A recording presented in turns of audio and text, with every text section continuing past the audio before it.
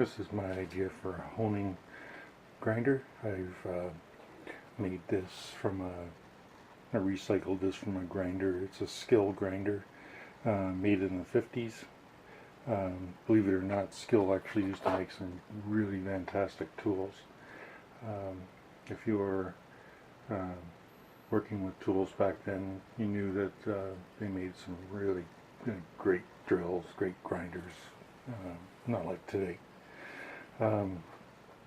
What I've done is this is a 6-inch Skill grinder, 3400 RPM, and I've taken an idea from John Heinz, I believe you pronounce it, and that I took some MDF wheels here and essentially turned it into a full-scale sharpening station. Right here, the chisel just lays flat on here, and on the other side I've made a knife platform, so the knives just slide across here. Works reasonably well. I used aluminum here just so that doesn't scratch the knives or anything like that. This will hone in seconds. It literally just takes, it's just unbelievably fast. Now, on the inside here, I have honing compound, and the reason I have honing compound there is simply to polish the backs of the chisels.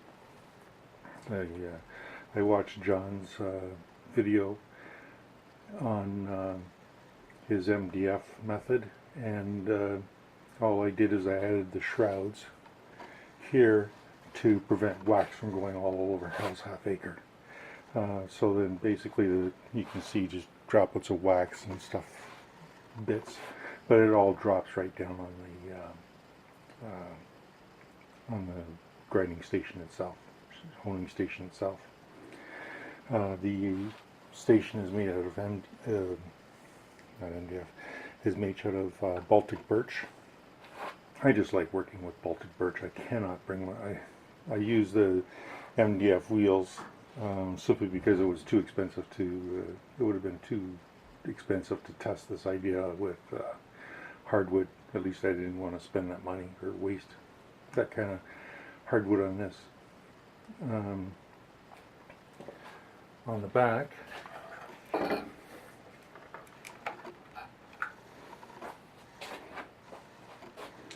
you're going to see these right here. These are simply to true up the wheels.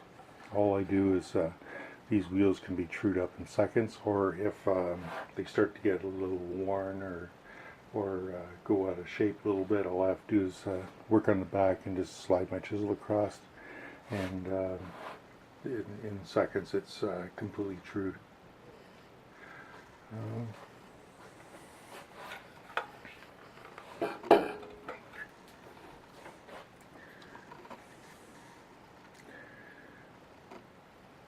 How I end up getting my angles is I've drawn a vertical line here from the center to here, just put a mark there, and I have a sheet with the angles marked on it, so I know that when I put my jig across here, that'll be 20 degrees or 15 degrees or 30 degrees. As you can see here, I grind my knives to 20 degrees, or hone them down to 20 degrees. I still, to make the bevels of the chisels, I still like to go up. I still like to go up to all the levels. This has gone from 120 all the way up to 3,000 on diamond stone. And then you can see that last tiny bit there is done with this machine here.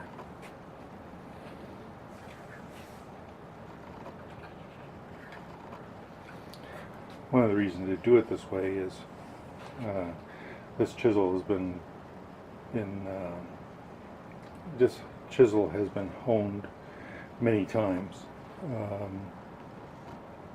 with one work over with the bevel, and I only do the backs of chisels once. I never touch the backs again. Believe it or not, this chisel has been in constant use since the 70s, and you can see that I mean, the entire chisel is still there. So that's the reason I do it that way. Okay, I'll just this chisel here has been I was chiseling through making some chess pieces for my son, and then when I glued on I make them make his chisel set magnetic, put some steel pieces in, and I damaged the chisel as I was gluing off the excess epoxy to hold the steel in the chisel in the chess set pieces. So you can see there's just a little bit of damage there. I don't know if you can see that or not.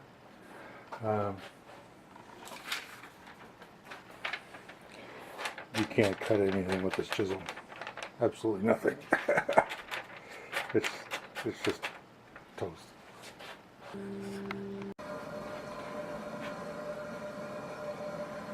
Now the stand, the jig for the knives is a piece of aluminum. This is 3 pieces of Baltic birch stacked, and I cut the slots in before I glued this together.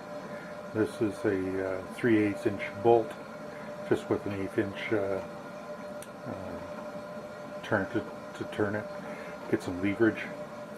I dedued the slot in there simply to keep this so it was absolutely, these pieces were all in parallel.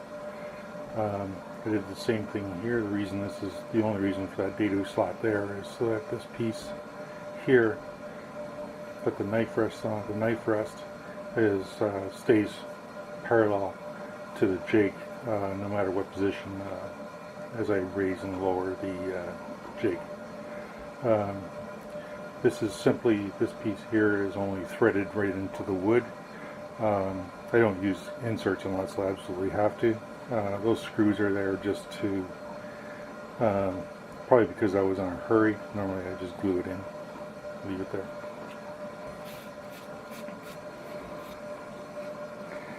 The chest jig, for the chisel jig, I left these here, these lines here simply so that I can line up I just line up my chisel with that, and then use that line and then just drag it across, and that's for me it seems to be enough of a indicator. I don't need more than that. You could probably add a fence or something like that if you wanted to get really fancy with it. This is a 1/4 inch bolt, and I used a threaded insert here. Again, this is dadoed out to make sure that this stays parallel. This is dadoed out to make sure that this stays parallel. And then I just cut out a little bit of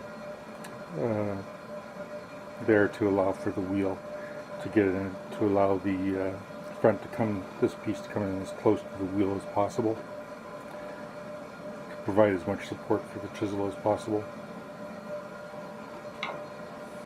I've seen people, they just, I've seen on other videos where they simply hold the chisel in position and just gently go back and forth. My problem is I have ADHD and narcolepsy, and I can't, with ADHD, as soon as you try to repeat something, you lose focus. So I can't seem to maintain that exact position for longer than 3 or 4 strokes. So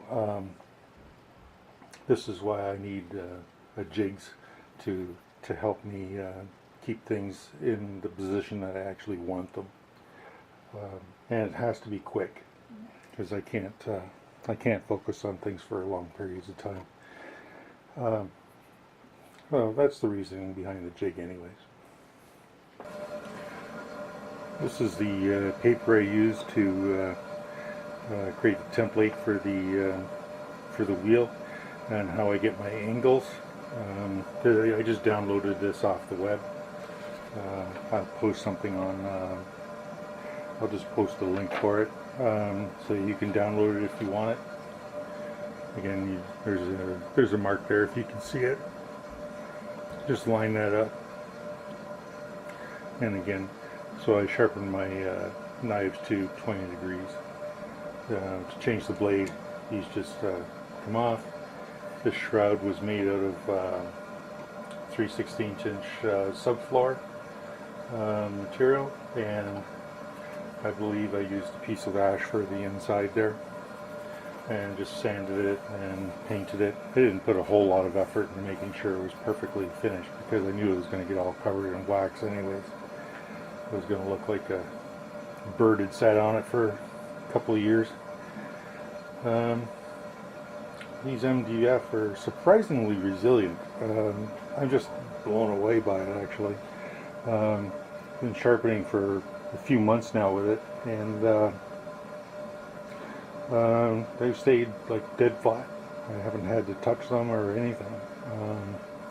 Probably because they get used, especially the chisel one, it only gets used for a few seconds at a time. So let's say it might get a minute's usage a month, like an actual blade touching, because it takes such a short time to sharpen things. Yeah, so I'm quite happy with it. Thanks, John. Yeah, so it's really quite quick to sharpen with this, and all I'll do is just give it a test run. I just ease my chisel up to it. I line the chisel up with the mark here.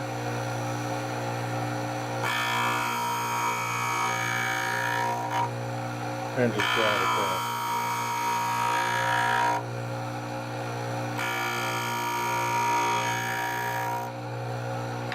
That's it. The chisel's now razor sharp.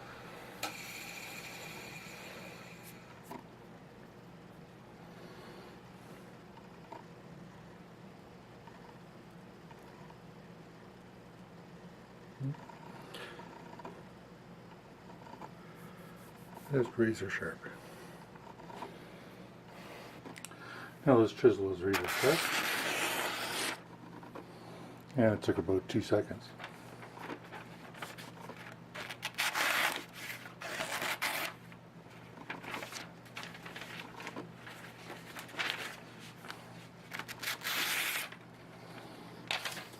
But cutting paper is not a very useful way of showing how sharp a chisel is. This is ingrained ash, and it seems to cut it reasonably well.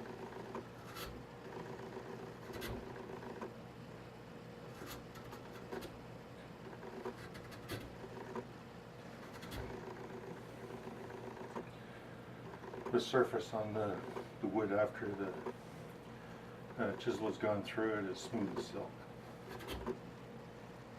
Very, very smooth. For an actual piece, I probably wouldn't even need to sand that.